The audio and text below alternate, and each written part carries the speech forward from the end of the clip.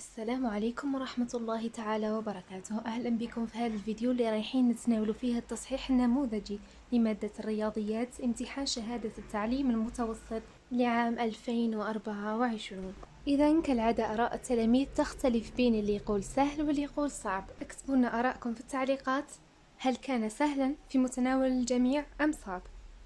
قبل أن نبدأ لا تنسوا الضغط على زر الإعجاب والاشتراك في القناة مع تفعيل زر الجرس ليصلكم جديد المواضيع أول بأول وتصحيحاتها النموذجية بطريقة سهلة ومبسطة. نبدأ بتصحيح التمرين الأول اللي على 3 نقاط: التحقق بالنشر والتبسيط. لدينا أ تساوي 49 إكس مربع ناقص 16 زائد إكس زائد 3 في 7 إكس ناقص 4، ومنه أ تساوي 49 إكس مربع ناقص 16 زائد نقوم بنشر إكس زائد 3 في 7 إكس ناقص 4، نلقاو 7 إكس مربع ناقص 4 إكس زائد 21 إكس ناقص 12، ومنه أ تساوي 49 إكس مربع ناقص 16 زائد 7 إكس مربع ناقص 4 إكس زائد 21 إكس ناقص 12. نقوم بالجمع والطرح لنجد أ تساوي 56 إكس مربع زائد 17 إكس ناقص 28 وهو المطلوب. ننتقل إلى السؤال الثاني مع التحليل. لدينا 49 إكس مربع ناقص 16 تبدو بالشكل المتطابق الشهيرة أ مربع ناقص ب مربع لتساوي أ زائد ب في أ ناقص ب. إذا 49 إكس مربع ناقص 16 تساوي 7 إكس زائد 4 في 7 إكس ناقص 4. تحبوا تتحققوا بالنشر تعاودوا تنشروا تلقاو نفس النتيجة. ومنه تحليل العبارة أ تساوي 49 إكس مربع ناقص 16 زائد إكس زائد 3 في 7 إكس ناقص 4 تساوي، نضع النتيجة اللي لقيناها تاع 7 إكس زائد 4 في 7 إكس ناقص 4 زائد التحليل اللي قبله اللي هو إكس زائد 3 في 7 إكس ناقص 4. نلاحظ أن الجداء 7 إكس ناقص 4 كانوا في الطرف الأول وفي الطرف الثاني، نخرج كعامل مشترك ومنه 7 إكس ناقص 4 نضع بين عاكفتين الباقي 7 إكس زائد 4 زائد إكس زائد 3، ومنه أ تساوي 7 إكس ناقص 4 في 7 إكس زائد 4 زائد إكس زائد 3. بعد التبسيط نجد أ تساوي 7 إكس ناقص 4 في 8 إكس زائد 7 وهو المطلوب. ننتقل إلى حل هذه المعادلة البسيطة بطريقة إما أو. لدينا 8 إكس زائد 7 في 7 إكس ناقص 4 تساوي 0، بمعنى 8 إكس زائد 7 تساوي 0 أو 7 إكس ناقص 4 تساوي 0، ومنه نجد إكس تساوي ناقص 7 على 8 أو إكس تساوي 4 على 7. إذا للمعادلة حلين هما ناقص 7 على 8 و4 على 7. ننتقل إلى حل التمرين الثاني اللي على 3 نقاط أيضا، اللي رغم البساطة تاعو كان فيه غموض كبير بالنسبة للتلاميذ. إذا جواب السؤال الأول: يمكن أن يكون طول الضلع المربع 10 سنتيمتر أو 18 سنتيمتر إذا وفقط قسمنا 270 و 378 سنتيمتر على 10 سنتيم و 18 سنتيم ونلقاو نفس النتيجة. يعني نقسم الطول والعرض على العدد 10 لازم نلقاو نفس النتيجة، أو نقسم الطول والعرض على العدد 18 لازم نلقاو نفس النتيجة. عندك الحالة الأولى تاع 10 سنتيمتر، 270 على 10 تساوي 27 و 378 على 10 تساوي 37.8. نلاحظ أن 27 لا تساوي 37.8، يعني ليست نفس النتيجة، ومنه لا يمكن أن يكون طول ضلع المربع 10 سنتيمتر. ننتقل إلى الحالة الثانية، وبقسمة 270 على 18 نجد 15، وبقسمة 378 من 18 نجد 21. ليست نفس النتيجة، لا يمكن أن يكون طول ضلع المربع 18 سنتيمتر. فقط لإزالة الإبهام علاش لازم تكون نفس النتيجة، لأنه جميع أطوال أضلاع المربع متساوية. ننتقل إلى الجواب اللي بعده اللي هو إيجاد عدد المربعات. نحسب البي جي سي دي بكل بساطة. بي جي سي دي تاع 270 و 378 نلقاوه 54. كيفاش نديرو الطريقة؟ 378 تساوي 270 في 1 زائد 108، 270 تساوي 108 في 2 زائد 54، 108 تساوي 54 في 2 زائد 0. إذا طول ضلع المربع هو 54 سنتيمتر. ننتقل إلى حساب مساحة المستطيل وحساب مساحة المربع. نعلم أن مساحة المربع تساوي الضلع مربع، بمعنى مساحة هذا المربع يساوي 54 مربع، والمساحة تساوي 2916 سنتيمتر مربع. أما مساحة المستطيل فتساوي الطول في العرض، ومنه مساحة المستطيل تساوي 270 في 378 وتساوي 102,060 سنتيمتر مربع. ولكن حذاري، هنا رانا لقينا طول الضلع فقط، مازال ما لقيناش عدد المربعات. لإيجاد عدد المربعات نقوم بقسمة مساحة المستطيل على مساحة المربع، بمعنى 102,060 على 2916 نلقاو 35، ومنها عدد المربعات هو 35 مربع. يعني هذا التمرين رغم بساطته ولكن فيه شوية صعوبة في الحل. ننتقل إلى التمرين الثالث، عليه أيضا 3 نقاط. هذا هو الشكل، تعليم النقاط بكل بساطة.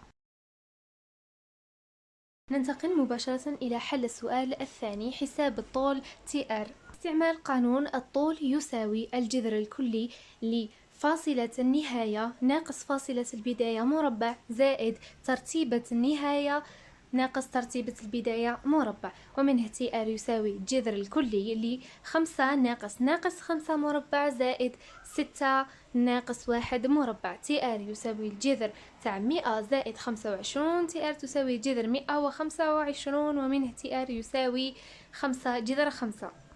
بنفس الطريقة نحسب الطول TS، جذر 1 ناقص 5 مربع زائد ناقص 2 ناقص 1 مربع. TS تساوي جذر الكلي ل6 مربع زائد ناقص 3 لكل مربع. TS تساوي جذر 36 زائد 9 وتساوي في النهاية 3 جذر 5، لأن جذر 9 في 5 يساوي 3 جذر 5، وهو المطلوب. ننتقل إلى حل السؤال الأخير من هذا التمرين، ألا وهو قيس الزاوية التي رأسها R TRS باستعمال سينوس. السينوس يساوي المقابل على الوتر، ومنها المقابل هو TS اللي حسبته من قبل، و TR أيضا TS على TR، ومنه السينوس تاع الزاوية R يساوي 3 جذر 5 على 5 جذر 5. باختزال جذر 5 مع جذر 5 نجد سينوس يساوي 3 على 5 ويساوي 0.6، ومنه باستعمال الآلة الحاسبة شيفت كوسينوس موان نجد 37 درجة، ومنه بالتدوير إلى الوحدة سينوس TRS يساوي 37 درجة بكل بساطة. وننتقل إلى التمرين الرابع اللي عليه 3 نقاط، وأيضا كان فيه بعض من الإبهام. إذا نبدأ بحل الجملة. لدينا x زائد y تساوي 90 نسميها 1، و x ناقص 1.5 y تساوي 0 نسميها 2. نقوم بضرب المعادلة 2 في ناقص 1 لنستطيع اختزال الإكس مع ناقص x، ونتحصل على المعادلة رقم 3. وبجمع المعادلة رقم 1 مع المعادلة رقم 3 نجد 2.5 y تساوي 90، وبحساب y نجد y تساوي 90 على 2.5، ومنه بكل بساطة y تساوي 36. نعوض y تساوي 36 في المعادلة رقم 1، نجد x زائد 36 تساوي 90، x تساوي 90 ناقص 36، ومنه x تساوي 54. ومنه للمعادلتين حل واحد هو الثنائية x y تساوي 54 36. ننتقل إلى الجواب الثاني. لدينا OA زائد OB تساوي AB، وAB تساوي 90، ومنه OA زائد OB يساوي 90. لدينا شرطي خاصية طالس DOC 3 نقاط في استقامية وبنفس الترتيب مع النقط BOA، وأيضا المستقيم BD يوازي المستقيم AC.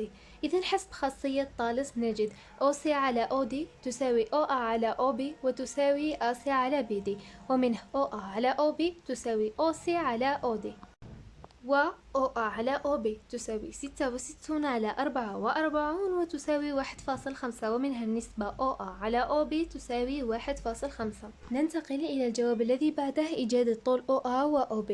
نضع جملة معادلتين OA زائد OB تساوي 90 مما سبق، ومما حسبنا OA على OB تساوي 1.5، ومنه OA زائد OB تساوي 90 نسميها 1، وبنقل 1.5 إلى الجهة الأخرى لدينا OA ناقص 1.5 OB تساوي 0 نسميها 2. بالاستعانة بالسؤال الأول نستنتج أن OA تساوي X وتساوي 54 ملم، و B تساوي Y وتساوي 36 ملم.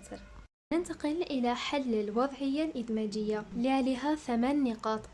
نبدأ بملء الجدول. لدينا أولا 20 في 45 تساوي 900. 1260 قسمة 45 تساوي 28. 1350 ناقص 600 تساوي 750. 750 قسمة 15 تساوي 50. 20 في 15 زائد 600 تساوي 900. 28 في 15 زائد 600 تساوي 1020. يكون الجدول بالشكل الآتي: F لإكس في الخانة الأولى 900، الخانة الثانية 2250. G لإكس 900 2020. H لإكس 1350 1350. ومنه نستنتج أن F لإكس تساوي 45 إكس وهي دالة خطية. G لإكس تساوي 15 إكس زائد 600 وهي دالة تآلفية. H لإكس تساوي 1350 وهي دالة ثابتة لأنها بقات 1350 بتغير إكس. ننتقل إلى التمثيل البياني والجدول المساعد للدالة F لإكس تساوي 45 إكس هي: عندما x يساوي 0 y تساوي 0، x تساوي 4 y تساوي 180، x تساوي 20 y تساوي 900. الجدول المساعد للدالة G لإكس لتساوي 15 x زائد 600، x يساوي 0 y تساوي 600، x تساوي 4 y تساوي 660، x تساوي 20 y تساوي 900. أما الدالة H لإكس فهي دالة ثابتة كما قلنا. نرسم المنحنى البياني بتعليم النقاط ليكونوا بهذا الشكل. محور الفواصل يمثل عدد الكتب، ومحور التراتيب يمثل الثمن بالدينار الجزائري. ومنها الإجابة على السؤال الأخير هو العرض الثاني. يكون العرض الثاني هو الأفضل من بين العروض الثلاث، كما يكون عدد الكتب محصور بين 20 و50، يعني X محصور ما بين 20 و50، أكبر من 20 وفي نفس الوقت أقل من 50. عندما يكون منحنى دالة العرض الثاني فوق منحنى الدالتين السابقتين. وهكذا نكون وصلت لنهاية هذا الفيديو. نتمنى إن شاء الله تكونوا استفدتوا من الفيديو وفهمتوا الشرح تاعي. ما تنساوش تضغطوا على زر الإعجاب وتشتركوا في القناة مع تفعيل زر الجرس ليصلكم جديد المواضيع أول بأول مع تصحيحاتهم النموذجية بطريقة مفهومة وبسيطة. وفقكم الله، والسلام عليكم.